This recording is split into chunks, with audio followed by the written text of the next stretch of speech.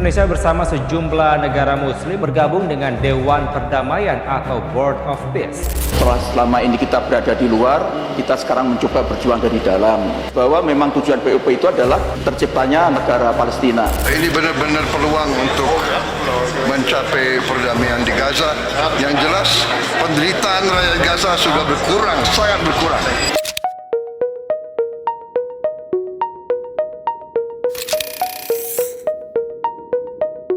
Menanggapi isu yang hari ini sedang hangat dibicarakan oleh masyarakat Indonesia terkait desakan agar Indonesia keluar dari BOP, menurut saya ketika forum internasional dinilai tidak adil atau tidak berpihak pada nilai-nilai kemanusiaan, wajar jika kemudian muncul sebuah kekecewaan. Namun, perjuangan tidak selalu efektif jika dilakukan dengan meninggalkan arena. Saya melihat desakan agar Indonesia keluar dari BOP perlu disikapi dengan kepala dingin. Dalam diplomasi internasional, keberadaan kita di meja perundingan justru merupakan instrumen strategis untuk memperjuangkan kepentingan nasional dan juga nilai-nilai kemanusiaan yang kita yakini. Isu kedaulatan itu memang sensitif, tetapi kita perlu membedakan antara keterlibatan dan juga ketergantungan. Terkait politik luar negeri yang bebas aktif, maka Indonesia juga bebas menentukan sikap dan aktif memperjuangkan perdamaian.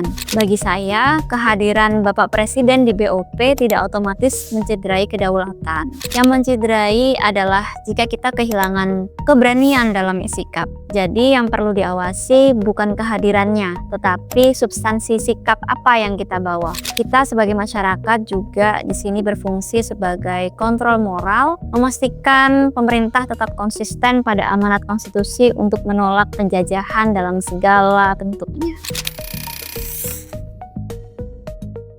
Dalam isu Palestina, posisi Indonesia sangat strategis secara moral dan historis. Indonesia bukan sekedar negara yang bersimpati, tapi memiliki rekam jejak yang panjang yang mendukung terhadap kemerdekaan Palestina. Jika kita berada di forum seperti BOP, itu bisa menjadi ruang untuk memperluas tekanan diplomatik.